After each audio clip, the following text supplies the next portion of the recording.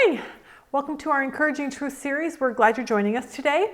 If you don't know anything about our ministry and want to know more, go online to womensbiblestudy.com. There you can find out everything you want to know about us. We have lots of different series you can watch, but this particular series we put out every Monday morning because we want to give you something biblically encouraging to help start your week. So that's the goal for this particular series. So today I want to encourage you with this thought. Encouraging Truth number 50 is this: forgiving yourself brings peace. So I want to start here because I think most of us have something in our life that we are having a really hard time forgiving ourselves for. And everyone's done things. Everyone's done things that they regret, wish they never ever did. For you, it could be you hurt a friend of yours very, very deeply. Maybe for some of you, you abandoned your family for a different family. Maybe you had the abortion. Maybe you're the one who had the affair that blew up your marriage. Maybe you lied and lost your job, which lost your house, which lost, your marriage. Maybe you stole from the company that you worked for. Maybe for some people, they drank too much, destroyed their marriage because of that. Maybe for some other people, they had drugs and they gave it to their friend and their friend died of a drug overdose. There's some people out there who feel so bad because their friend committed suicide and they felt like they weren't there for them. For other people, it's I had an argument with my husband, my friend, and then they went and got in a car accident and died. Other people, it's like I spent too much time at work. I neglected our kids. For others, it was I was physically and abusive to our kids, physically and verbally abusive. For others, it's I gave my baby up for adoption. I can never get over that. Some people, it's my son is in prison and it's really my fault. I wasn't paying attention to him and I wasn't putting rules down so he couldn't leave the house and go do the things that he was doing. For others, it's I watched porn so much I destroyed my marriage. I shouldn't have put my parents in a nursing home. I just can't get over that. I should have visited my mom and dad more before they died. For others, it's just like I turned my head for just a minute. And if I only had not done that, my child would still be here. And the problem is we cannot seem to get over just the weight of the shame and the guilt that is going through our brain all the time. And we're constantly fighting with our brain. I didn't mean to do that. I don't know what I was thinking. I couldn't help myself. It made sense at the time. God could never forgive me. And with that, you've put yourself in here, a prison. Your very own prison of your own making. And you have the key, but you refuse to let yourself out. Why? Because you don't think that you deserve to have peace the rest of your life. You don't think you deserve to be forgiven for what you did. And you think that your punishment should be that you're just overwhelmed by your shame and your guilt and you just can't get over it, and you think that that's your punishment forever. But the good news today is that that's not true. And the greater news is that if you're a follower of Jesus, he really, really wants you to get out of your own prison because he has big plans for your life. And he really can't use you when you're so sad and heartbroken and miserable because of something that you cannot get over in your life. Here's what you need to know. I got this. This is like, I want you to think of these rocks as your sin. That's something really big you did you can't get over. Here's something else. You're just kind of like, I just can't. Here's maybe a smaller sin, but whatever it is haunting you. But when you came to Christ, this is what Jesus says. I covered them. I covered your sin. They are no more. He died on the cross for that. If you gave your life to Jesus, here's what he said in 1 John 1:9. If we confess our sins, he's faithful and just to forgive us our sins and to cleanse us from all wickedness. It's over. You've confessed it. Psalms 103:12 says this: as far as the east is from the west, so far as he removed our transgressions from us. In other words, you keep bringing it up. But what about my sin? And God's like, I don't see it anymore. It's covered. It's gone. He's like, I've forgotten it. Why don't you forget it? Because if we can't forget what we did, the only person that it hurts is us. Us. And God has a future for you. And you know what? This is what he says. Don't let the pain of the past destroy the future that he has for you.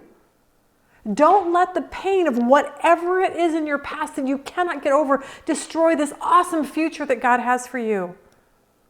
Because God has a future and it does not have guilt and shame as a part of it. Because you know what he's done? He's gone in, unlocked that door, and now you need to walk out. You need to walk out of this prison. So today I want us to learn this from two men in the Bible. One who actually was able to walk out of his prison and move on, because what he did was very hurtful to someone that he loved. But then we'll see someone else who never let himself out of his prison, and he took his own life because he let the shame and the guilt and all of those things weigh on him so heavily that he killed himself. First, let's talk about the first guy, Peter. He unlocked his prison door and he walked out free with peace. Peter's story starts with Jesus walking along the shore. Peter knew about Jesus, but he says, "Hey, Peter, come follow me. Come follow me and I'm going to make you fishers of men, not fishers of fish." So Peter accepts the job. For the next 3 years, Peter is one of Jesus' very closest friends. Jesus had 12 disciples, but 3 of them, he poured more of his heart and more of his knowledge, everything into these 3 guys, Peter, James, and John. Peter was one of those 3. The problem is, though, that they think that Jesus is going to become king. But king to them means that Jesus is going to overthrow Rome. We'll get, Jerusalem back the way it should be. They didn't understand that Jesus would be a king a different way and that he would have to die on a cross for that. So Jesus tries to explain this to them on the night that he knew he would be arrested. Matthew 26:31 says this, "Then Jesus told them, 'This very night you will all fall away on account of me. For it's written, I will strike the shepherd and the sheep of the flock will be scattered.'" He says, all of you guys, when the going gets tough, you're all going to run away. Verse 32, "But after I've risen, I will go ahead into Galilee." Now, that's shocking. They're like, what is he talking about? What does he mean when I'm risen? Like, none of this is making any sense to them. So Peter, verse 33, replies, even if all fall away on account of you, I never will. Verse 34 says, "I tell you the truth," Jesus answered, "this very night before the rooster crows, you, Peter, will disown me 3 times. But Peter declared, "Even if I have to die with you, I will never disown you." And all the other disciples said the same. But at this point, Jesus is arrested and everyone is terrified. And everyone, even Peter, runs away because the Romans are ruling. The streets are lined with people who they've crucified and are hanging there waiting to die. And for Peter and the guys, they don't want to be next. So Peter sort of follows behind and ends up at Caiaphas' house in the courtyard where they're keeping Jesus inside. Matthew 26:69 says this, "Now Peter was sitting out in the courtyard and a servant girl came up to him. 'You also were with Jesus of Galilee,' she said, but Peter, he denied it. Before them all, 'I don't know what you're talking about,' he said. Then he went out to the gateway where another girl saw him and said to the people, 'This fellow was with Jesus of Nazareth,' and he denied it again. He said, 'I don't know the man.'" Verse 73, "After a little while, those standing there went up to Peter and said, 'Surely you are one of them, for your accent gives you away.' Then he began to call down curses on himself, and he swore to them, 'I don't know the man.' And immediately a rooster crowed. Then Peter remembered the words Jesus had spoken, 'Before the rooster crows, you will disown me 3 times.' And he went outside and he wept bitterly." Luke 22:59 says a different account of this. It says, "About an hour later, another asserted, 'Certainly this fellow was with him, for he is a Galilean.' Peter replied, 'Man, I don't know what you're talking about.' Just as he was speaking, the rooster crowed. The Lord turned and looked straight at Peter. Then Peter remembered the word the Lord had spoken to him, 'Before the rooster crows today, you will disown me 3 times. For Peter, imagine denying Jesus, your friend, the one you really honestly have followed for 3 years and believe he is God. And he looks straight at you with his eyes with such sadness and heartache that that's the road you took. Possibly for you, it's whoever you hurt. They looked at you that same way. Shocked, saddened, how could you do this to me? And the problem is every day or every night in those quiet moments when you're all alone, you start thinking and you start remembering and you go into your prison and you lock the door where you relive that moment over and over and over. And Jesus is about to teach you and me and Peter a valuable lesson that hopefully will get so many of you peace today. And you need to memorize this.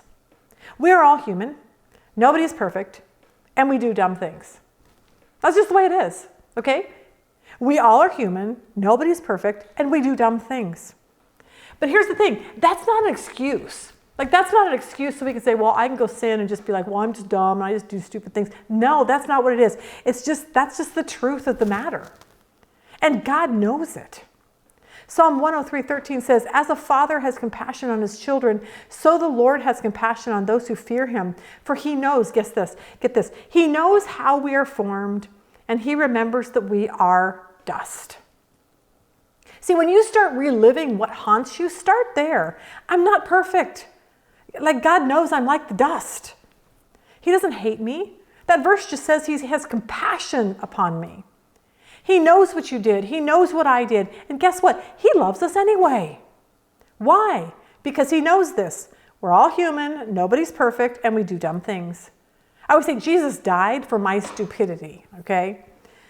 But I will tell you who wants to keep you locked in that prison, and that would be Satan.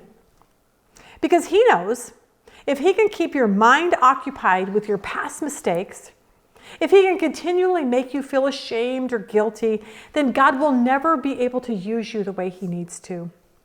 And we see this with Peter. Imagine the remorse he must feel. Imagine the guilt that Satan is piling on him. And then Jesus dies. And Peter's world is rocked because he knows, I never was able to apologize to him. I was never able to make it right with Jesus. And for some of you, that's exactly how you feel, because maybe something happened and you could never, ever apologize to that person and then they died. And Satan would love to have kept Peter in that prison. But then something happened that would change Peter's life. Jesus rose from the dead. Mark 16:5 says this, as they entered the tomb, they saw a young man dressed in a white robe sitting on the right side, and they were alarmed. Don't be alarmed, he said. You are looking for Jesus, the Nazarene, who was crucified. He has risen. He is not here. See the place where they laid him. These next words are so awesome.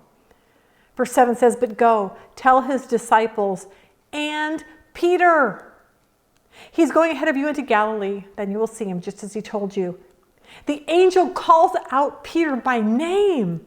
And I bet Jesus told him to do that. Because Jesus would know how Peter was feeling. How could I have done this? What is wrong with me? And Jesus wanted Peter to know that he knew that we're all human and nobody's perfect and we do dumb things. That's just the way it is. We're human. That's just what happens.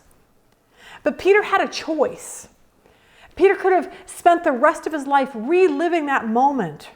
The moment he lied to people, pretended he didn't even know Jesus, acted like a coward. And then all he has to do is remember that look, the look in Jesus' eyes when he gave him that look, and it could haunt Peter the rest of his life. And for you, you could be spending the rest of your life reliving what you did. I'm just this horrible person, and how could I have done this, or how could I have thought this, or what was I thinking? Or you could stop and do what Peter did and say, we're all human, nobody's perfect. We do dumb things. Because just like Peter, you have a choice. And knowing that, I'm hoping that you make the same choice that Peter makes. And this was it. I'm not going to let my past ruin my potential future. And Jesus makes this really, really clear to Peter. So Jesus rises from the dead, tells the disciples to meet him in Galilee. The guys are fishing. They have no idea what's going on.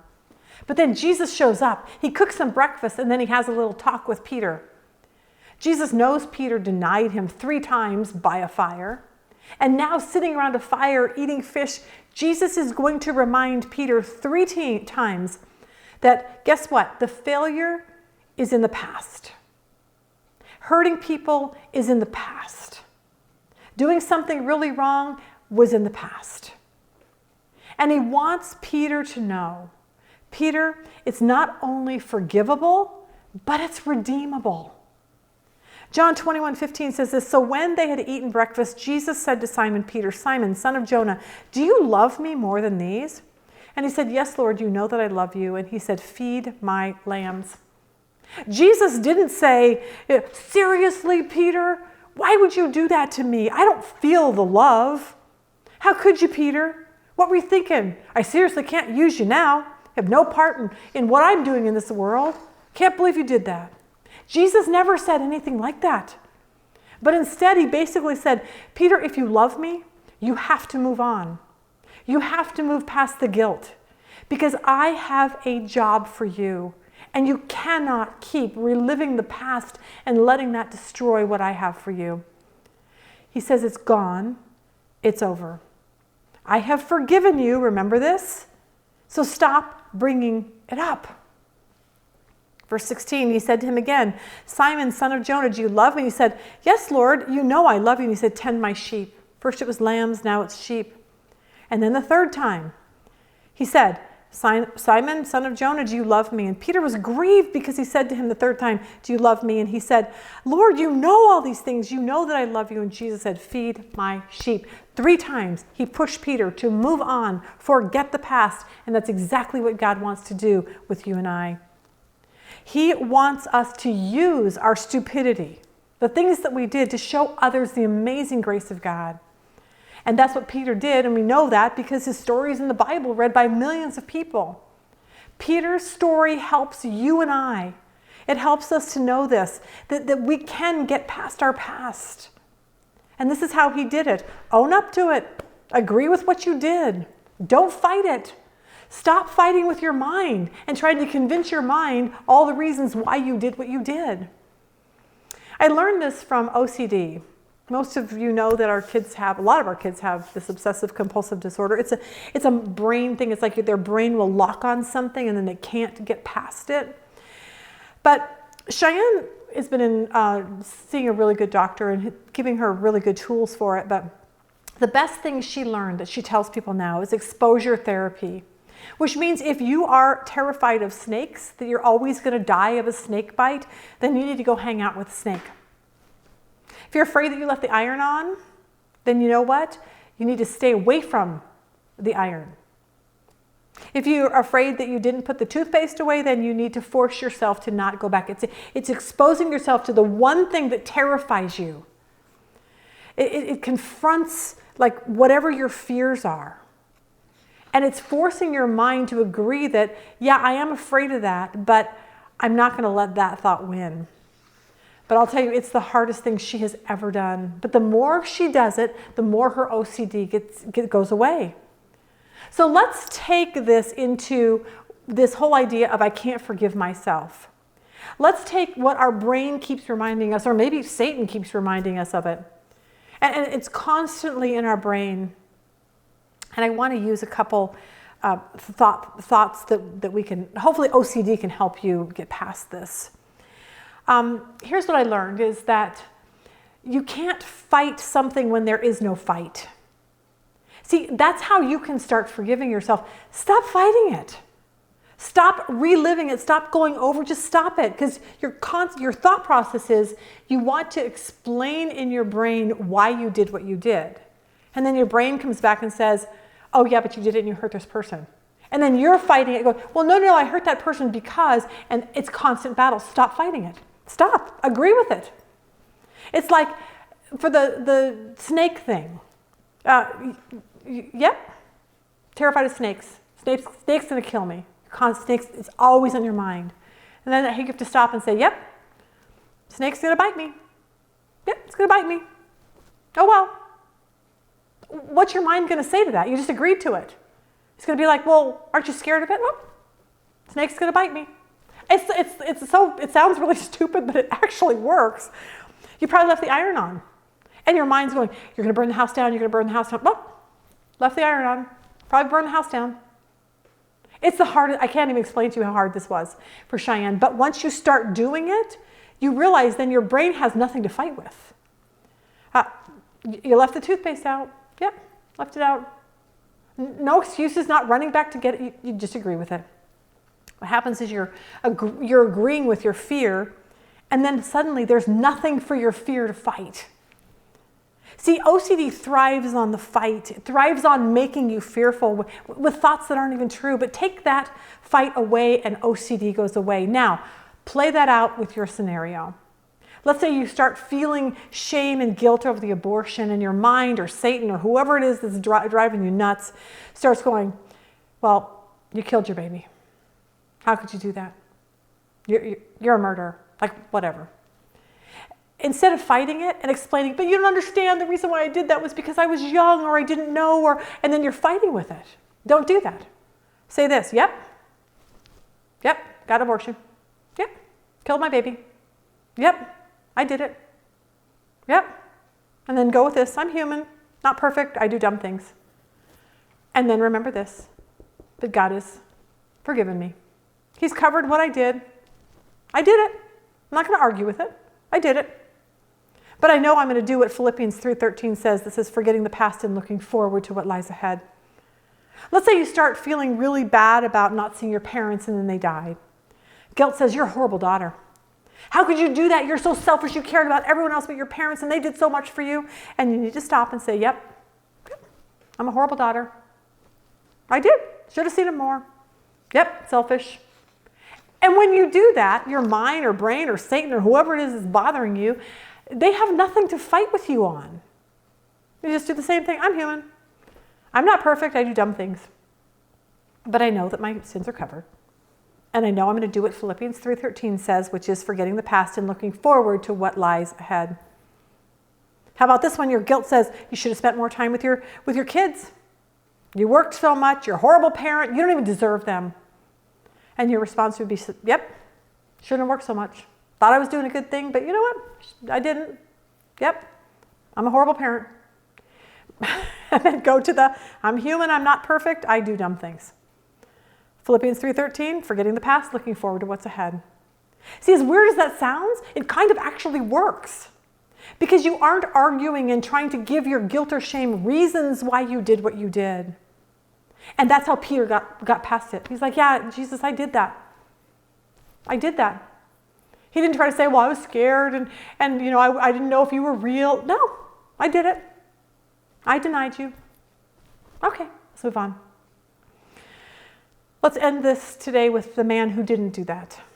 The man who instead locked himself in his prison of his mind, prison of whatever, and never got out. We all know him as Judas. Judas is one of Jesus' 12 disciples, followed Jesus for 3 years. And he, like Peter, betrayed Jesus. He told the religious elite of the day where Jesus would be so they could arrest him. And they paid Judas money for this information. But Judas's outcome was completely different. Look in Matthew 27:3, when Judas, who had betrayed him, realized that Jesus had been condemned to die, he was filled with remorse. So he took the 30 pieces of silver back to the leading priests and elders. He said, I've sinned, for I betrayed an innocent man. What do we care? They retorted. That's your problem. So Judas threw the silver coins down in the temple and went out and hanged himself. He hanged himself. See, the difference between Peter and Judas is that one agreed to say, I know what I did was wrong, and asked for forgiveness and confessed and came back to Jesus. Peter did that. Judas did not. What Judas needed to know is that Jesus would have been waiting there with open arms and would have taken him back just like Peter. And that's why today you can forgive yourself and you can have peace.